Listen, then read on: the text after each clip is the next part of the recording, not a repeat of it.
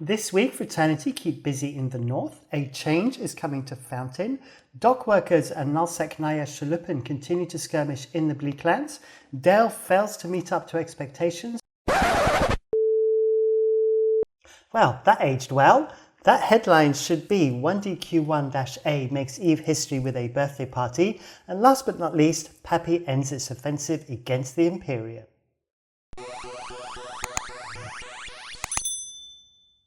Welcome back. So I've had to shoot this little extra segment on a Tuesday morning due to the news that came out on Monday evening. That's EU time zone. So for those of you not familiar, I normally do all of my collating of my notes and everything Monday during the day. Then I kind of shoot and edit and upload kind of late afternoon into the early evening on Monday with a planned release from Tuesday. But it does appear for some reason that all the major news seems to always come out literally just after I have finished editing and uploading. I mean, possibly there is a spy in our ranks, I don't know, but it does seem bizarre how sort of keep stars get nabbed, big fights kick off, big announcements get made literally just after I have finished producing the video.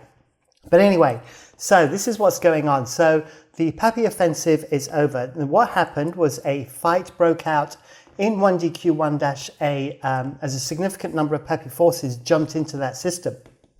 And it looked like the big push. This looked like the start of it. And numbers crept up to about 4,000 players. But things looked a little bit wrong in the sense that not all alliances got a ping. I mean, for example, it seemed like PanFam didn't ping at all for this fight, which seemed very, very bizarre. And then reports started coming in of test keep stars and anchoring all over Delve. So up in that sort of top left constellation that was originally the keep and so forth. And anyway, so all these keep stars started anchoring. And then about an hour later, alliances started to make their announcements. I think NC Dot got the scoop on that one. But then all the various alliances started getting these Discord pings and announcements that essentially PAPI have decided to cease their aggression. Now, a number of reasons were given. One of them was the fact that the TTT, that's the Tranquility Trading Tower, has been nerfed with the last update. And so therefore it is now better for traders to actually, they can make more profit by actually trading out of JITA rather than Tranquility Trading Tower, which is an income for a number of groups that are involved in this fight. And so that's just one thing. Obviously, the rumor mill is now going nuts. It's going to take a few days to filter through the sea of information that's currently being published to actually pull out all the facts from that. But what I can say for sure is the PAPI offensive is over. And this is not the end of the war, though, as this will most likely be a retreat under fire. I'm sure the Imperium will not let this evac go easily for the PAPI side. And then also, we're not quite sure where obviously tests will go. The fact that tests are unanchoring their keep stars suggests that they don't want to be in Delve, they don't want to stay there. And there are rumors that seem to be gaining sort of ground that they may be moving to the drone lands, which is kind of PanFam territory, and Fraternity still have territory up there as well. So we'll have to see how that all plays out. Obviously, I will gather information during the week. But now what we're going to do is we're going to go back to our regular programming and obviously do bear that this was shot all before this big news came out yesterday. So enjoy, and let's jump right now. Welcome back. So I need to start off this episode with a big thank you to every one of you who is watching right now, because Frost Ees OP has reached 5,000 subscribers on YouTube. 5K. Awesome. Thank you very much. The growth has been really, really good.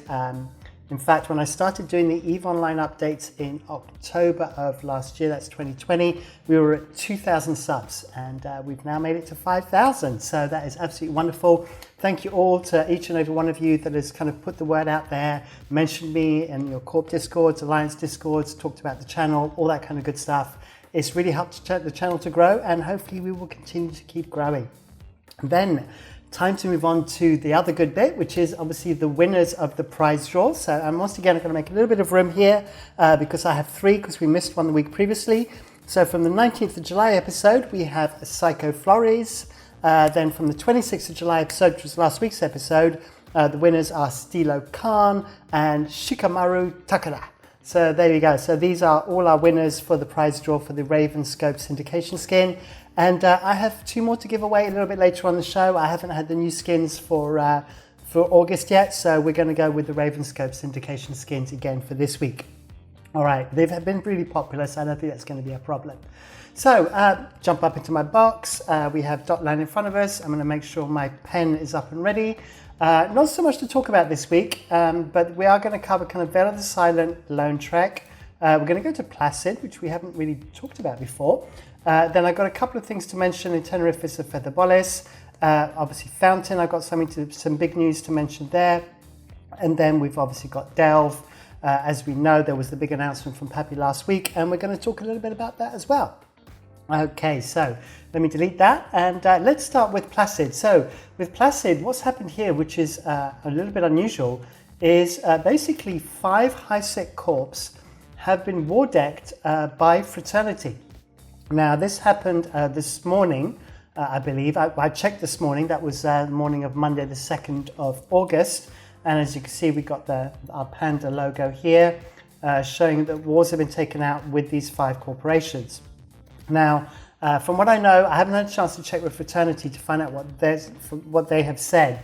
But what appears to be the case here is all of these groups have a lot of player-owned customs offices, POCOs. I think about 60 in 9 systems. Let me just come off my pen, go back to Dotland and into Placid. And they're kind of in these high-sec regions up here. So Adesine, Osmodon, and Orval, and a few others as well. And for some reason, Fraternity have taken an interest in this. I believe pings have been made on their structures as well. And so we're going to have to keep an eye on that and see what happens. Now, what I really wanted to use this for was to really show that high-sec is not safe. And the issue with setting up POCOs and structures in high-sec, especially if you're a small group, all of these corps and the alliances they're associated with account to no more than 200 people or so, whilst Fraternity is, characters should I say, over 200 characters, whilst Fraternity is 18,000 characters. So this is a done deal. I mean, there is going to be no contesting this. They are going to be steamrolled. And as I understand, one of the corps has actually kind of already made plans anyway to move out, and they're going to go off somewhere else.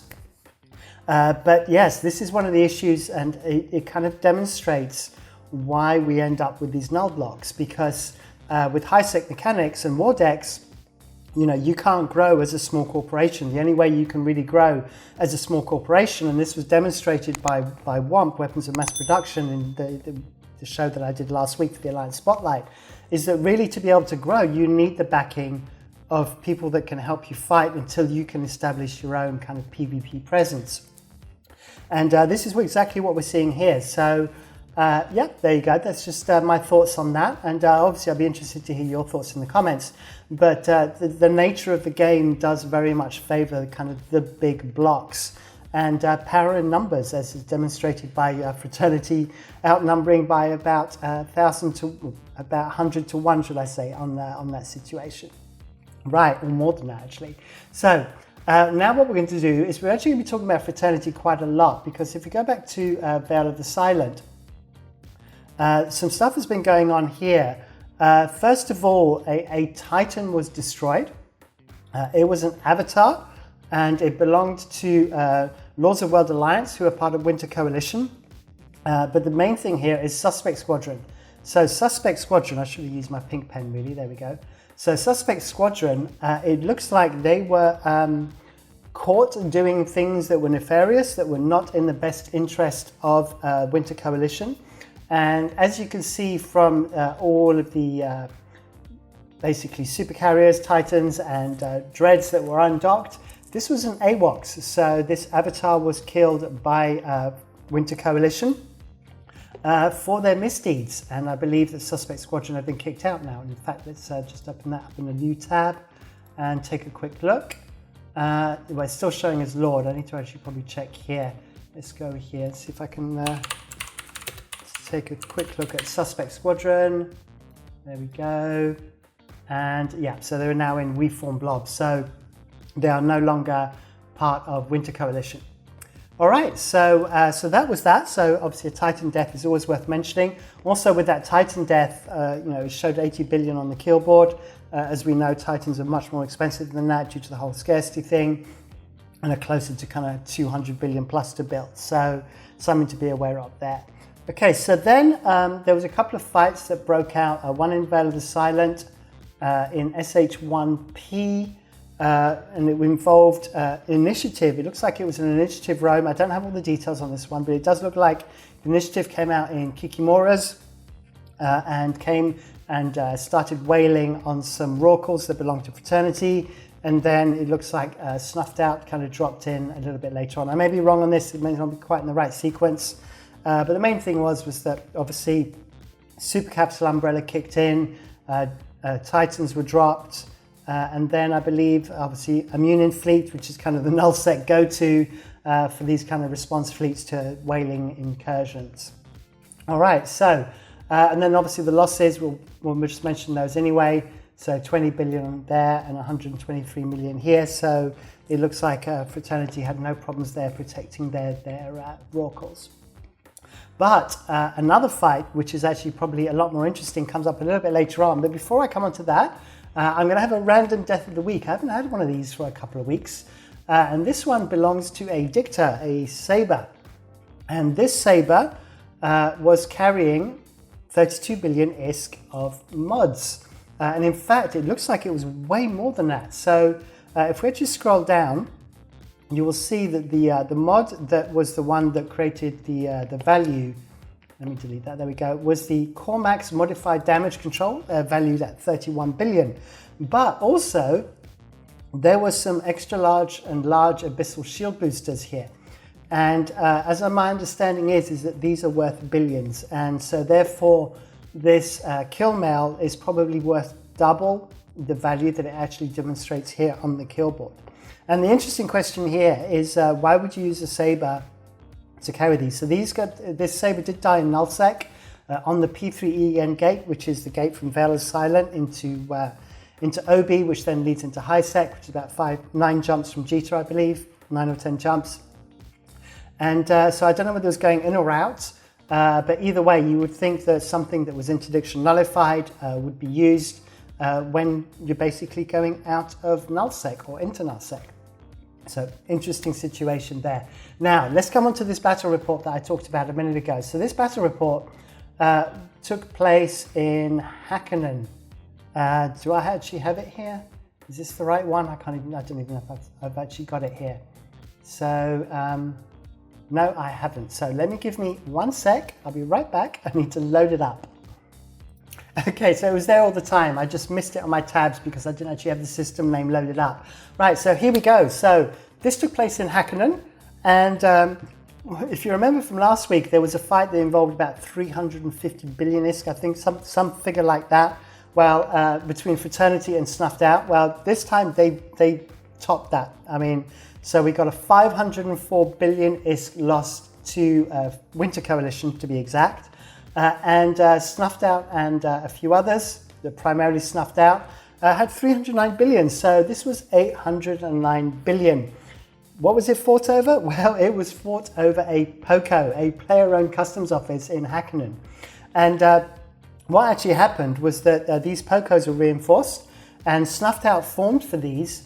And they realized then at that point that there was another issue going on because in, I think it was Tribute. And that wasn't Tribute, it was in, this is where I'm going to get lost now, Pureblind, there we go. So in Pureblind, Volta had reinforced the iHub in KQK1-2. And as a consequence of that, this is what Fraternity went for, and they were kind of ignoring the POCOs. Because this is basically a staging system for Fraternity to be able to project into Pureblind. So it's kind of important for them to go and make sure that got fixed. So what happened is that Snuffed Out went, okay, we're going to need to bait, and they dropped a Revenant. And the Revenant, which is a faction supercarrier, was then reffing this POCO. And that was enough to then bring out Fraternity and to Hakenun to come and deal with this. So in the meantime, Snuffed Out docked up, and then an apostle landed on the Poco, started repairing the Poco, and then it all kicked off. And it basically escalated into loads of dreadnoughts and apostles from Snuffed Out, and loads of titans and supercarriers, and obviously loads of dreads as well. And it looks like all of the supers and all the super capitals were fine. And then it was just a trading of dreads, and a lot of dreads, as you can see as I scroll down through this list. There was some subcap fleets as well, but primarily this was a massive dread trade-off, although it looks like a lot of Tempest died as well. So yeah, 800 billion over a Poco. I don't think I've ever seen that before, but yes, so clearly more dreads were destroyed in this particular fight. But they still seem to be having plenty of them, so it looks like their reserves are still far from depleted. So that brings us up to date then, I think, on Veil of the Silent and Lone Trek. So then what we're going to talk about is we're going to talk about Fountain. So with Fountain, really if you remember last week, we talked about Vapor having taken the capital system of Forsaken Empire, and we're potentially going to be projecting out from there. Now, the news that I had, and this is official, I spoke to leadership in Forsaken Empire. Forsaken Empire have made the decision to move out of Fountain. Now, they stated that this wasn't to do with their fights with Out of the Blue. They're actually enjoying their fights with Out of the Blue, and they hope that they have more conflict with them in the future, but they have decided to go somewhere else. Their reasoning for this is they believe that the big null blocks will come to Fountain, and they don't want to get involved in that. It's not the kind of gameplay they're interested in, and they've decided to part ways. Now, Forsaken Empire have been very, very close to a Celestial Empire, which is Sekka, which is right here. So that is Sekka territory.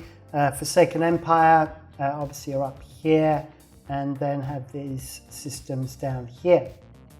So that is obviously going to create a vacuum, and it'll be interesting to see if Out of the Blue, that's Vapor, push further into Fountain, or whether Celestial Empire can hold them back along with Federation Uprising. Those are the kind of the two main US time zone groups in kind of Fountain. And as you can see, Fed Up have got a big chunk of the west side of Fountain, whether they can hold off Out of the Blue. So there's obviously going to still be fights going on there, but it looks like it will be without Forsaken Empire. And we'll see if they manage to hand off to Sekka, and whether these systems get taken by Celestial Empire straight away, or whether they get completely vacated and Out of the Blue take advantage of that situation and make inroads into this territory. Now, at the moment, this is the first system that Out of the Blue, as I understand, if I remember correctly, have ever obtained. So I don't know whether they're actually interested in taking more SOV, or whether that was just simply a staging system to generate fights from. So we will have to see. And also, when I talk about Out of the Blue, I should really mention Triumvirate as well. Triumvirate are fighting a lot with Out of the Blue, so they're kind of a double act, just the way Forsaken Empire, Celestial Empire were a double act. Helped up by Federation Uprising as well, of course. All right, so that was the news for Fountain. Then what we're going to do is we're going to mention Sync Liaison very quickly, and Bleak Lands. So if you remember last week, I talked about Nosek Naya Shalupin were engaging dock workers. They were reinforcing structures. The skirmishing is still going on. There hasn't been progress with, let me see if I can find the right battle report. There we go. So there hasn't been much progress from Nosek Naya Shalupin, but apparently good fights are being had on all sides. On this particular battle report, should I say, so I lost my words there for a minute. I just wanted to bring up a couple of things. Interesting to see Zarmazd being brought out. In case you're not aware, these are the Tech 2 Triglavian logistics ships, and they account for a big chunk of these losses. And as you can see, they're kind of like billion ships each, and 3 of them were lost. But the interesting thing here is that this is Original Sinners. So if you remember, Original Sinners were in Northern Coalition. They kind of had a big hoo-ha with them leaving Northern Coalition to Nosek Naya Shalupin, and it looks like they're settling in and doing stuff. So there you go. So and the other thing as well that's a little bit confusing is obviously they use this cross logo for their corporation, And there's Original Sinners and also Drop the Soap, which is another corporation, Nullsec Niall have the same corporation logo, which makes it a little bit confusing, and I have to check each of these individually to know which corp is involved. And there you go. And then we've got Drake Navies from Dock Workers. And this is one of the things with LowSec is you see a lot more different doctrines, really because the bubble mechanics in NullSec really favor fast-moving ships like the Munins and the hacks in general. And so yeah, it's always good to look at LowSec fights and just see kind of different doctrines and different ships being used. All right, so I think what we'll do now is we'll go on to our giveaway. So first up, the giveaway is, as I said at the beginning of the show, for the Ravenscope syndication skin. If you're not familiar with the rules are that you have to post a YouTube comment that's not in the chat in the Premiere, that's in the YouTube comments below, a sentence with a particular keyword, not just the keyword on its own. You have to make up a sentence. And I'm going to choose the word capitals. You can use that in the singular or in the plural. So that's capitals. And the reason why is capitals actually come up in conversation a little bit further on in the show. And obviously we had loads of dreads die as well. So I thought capitals would be a good word. So there you go. So you got until Friday the 6th of August at 1800 UTC. That is the cutoff time to find a sentence to put in the comments with the words capitals. Then also, a couple of people mentioned in the comments that they spotted my eagle last week from Space 1999 sitting in the background. So I thought I would show off as well that I also have a shadow interceptor. So there you go. So I'm going to take aim and not try and break my camera and see if it fires. Yeah, it still works. And I managed to land my missile on the desk as well, so now I have to hunt it over the floor. Okay, so there you go. So that's my shadow interceptor. I have a few dinkies that I keep tucked away, and I keep some on my desk as well.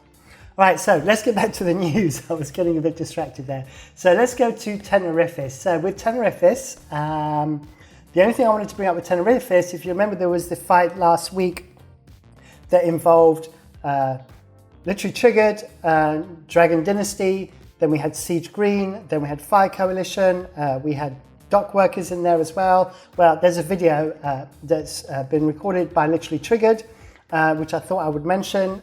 So you're welcome to take a look at that. It's linked in the description below. If you remember, I got quite confused with everything that was going on. To be honest, watching this video, because it's sped up as well, I was still very confused. So if you can make head or tail of it, good luck. It's in the description below. All right, so then we're going to go on to Fetherbolis. So in Fetherbolis, I just wanted to bring up, let me just make sure no, that's fine, I can keep running in the background. With Fetherbolis, I just wanted to point out that there was a fight that broke out across these two systems, and it involved RLH and so a structure in RLH. I can't remember what it was. It was an Athenor, or it was a Fortizan and Asbel timers, I think. But the thing with this battle report, once again, is I just wanted to bring up, first of all, that Fire Coalition came to the assistance of RLH for this timer, or for these timers, should I say. But also, we had Dracaris and Red Menace Coalition come in there. Oops, let me redo that again. So I'm messing this up completely. So Red Alliance, why is my pen not working? There we go. So let me just click off this. There we go. Get my pen working again. There we go. Red Alliance is here. I think Nvidia Glory comes as part of Red Alliance and Red Menace Coalition. But the main groups I wanted to point out, because I'm going off topic now, is Dracaris were aggressors, but with Siege Green. And if you remember, Siege Green were actually the people that took Sov from Dracaris in Catch, and now they're siding with Dracaris. And then obviously, if you remember from last week, Siege Green were fighting Fire Coalition over the Dragon Dynasty structures in Tenerifis. So there you go. So Siege Green continue to pop up all over the place. You know, for a small group, they keep very, very busy. Okay, so let's move on to Delve. Now, with Delve, if you remember, last week there was an announcement of an announcement. The announcement was actually made that PAPI were going to go all in over the next 4 weeks, one way or the other. They were going to make inroads into the Fortress Delve constellation, which is the O-EIMK constellation, which is right here. But there was going to be a week of move-ups. Now, the week of move-ups went by, and basically nothing's happened. There was no sign of any major aggression from PAPI into the O-EIMK constellation. Now, there were some events that happened. There was a fight in ETAC V, ETAC V being down here, where there are some PAPI structures. I have a battle report. Let's see if I can pick the right one. No, that's the wrong one. Here we go. So it basically involved, I think it was a Serb fleet. Yeah, a Serb fleet from Goonswarm came into ETAC V, then a Pandemic Horde primarily, Skynetted along with Test and Legacy Coalition as a whole. Skynetted their fighters onto this, and the fight broke out. And some ISK were lost. Not exactly big amounts, not especially when you can compare it to the dread fights between Fraternity or Winter Coalition and Snuffed Out over Pocos. So there was that, and then the other fight that took place was actually in 1DQ1-A, but it was to do with a supercarrier, I think it was a Nex, warped into the bubbles on the T5ZI gate in 1DQ1. And basically feats were then formed, and a whole bunch of stuff formed. It kind of escalated. So we had PAPI brought Harpies, then the Imperium undocked Eagles, then Legacy and Horde and Fraternity brought Ferox fleets, then Army of Mango and Veni Vici Vici brought a Serb fleet, Legacy and Horde brought Jackdaws, Imperium then brought out a Baltec fleet, which is Balgorns, Megathrons and Apox. In it were in Jackdaws, Ranger Regiment were in Bombers, and then Goonswarm or Imperium as a whole, then Skynetted a whole bunch of space superiority fighters into the bubbles. Skynetting means that they're basically on a keep star and then basically send out their fighters so they can tether if they need to. So they're pretty much safe there. And the end result is, I've got a summary here, but there was primarily the losses were all on the PAPI side. And it was, I think the Harpies got decimated. Yep, so we can see here the Harpies, the 191 of the 229 Harpies were destroyed. Most of the Jackdaws were destroyed as well. And a good chunk of Feroxes, I believe, as well. So, which I'm never bothered about, as you know, with my particular dislike of the Ferox. So there we go. So about a quarter of the Feroxes went away as well. And that accounted for the majority of those fights, of those losses. So really the big news was Saturday night. So on Saturday night, the Imperium formed. They were expecting, this night to be the big night of the start of the advance from PAPI, which didn't happen. And something else happened at the same time. Now, there is a content creator called Mind One, and Mind One is a DJ, and he DJs and streams EVE Online at the same time. And he basically DJs loads of good tracks, loads of different styles and types of music. And I highly recommend that you stick him on when tie-dye fights are on. That's normally when he's at his best. When you've got like a 10-hour tie-dye fight, you've got music there and playing in the background on his Twitch stream. I will mention his Twitch below. But the thing that happened is he did a birthday party and things turned from there. That unexpectedly for Mind One, donations started coming in for his show. And these donations just kept growing and growing and growing until the point where it reached a point of, just in tips alone, he was donated $15,000 to his channel. As well as that, he was given carriers, which he couldn't fly, so then he was given Plex and skill injectors so that he can fly them. And then celebrations broke out on the 1DQ1, one of the 1DQ1-A keep stars. And we had Dominic's fleet basically rotating around a carrier, orbiting around a can, and firing off fireworks. We had Titans firing off their doomsdays, and we even had the initiative refine their fleet formations with their init logo, which I have to say is quite impressive. So that must have taken a bit of time to set up. And so, they had a big party. Other people were welcome. There was actually a Horde pilot who was kept flying in a shuttle. and the people that weren't aware weren't on the stream were killing his shuttle, and he just kept coming back, and the Imperium would keep giving him money for more shuttles. I think he had more than enough to buy probably 1,000 shuttles by the end of that. And then even a test fleet showed up as well to wish Mind One happy birthday. So Mind One, happy birthday. I did try and get in touch with Mind One to actually verify these facts, but I think he was still kind of in shock from what happened. But what I understand, and this is the real part of the story, was that Mind One was a DJ on Twitch before he became a Goonswarm pilot. And some Goonswarm pilots found him on Twitch, and he kind of got adopted and then came and joined Goonswarm. And he had been basically streaming for 3 years at that point on Twitch, and was about to give up when this kind of whole situation changed. And it was literally life-changing for Mind One. So it just shows the power of a community, and that some good stuff happens as well with the communities in EVE, and I thought that was worth a perfect way to finish off this week's show. So there you go. So that's it all from me. As always, don't forget to like, subscribe, hit the bell icon for notifications. Thank you for the 5,000 subs. Let's get to 10,000 next. Mention me in your corp discords, alliance discords, etc., etc. Thank you for watching, and until the next one. Bye.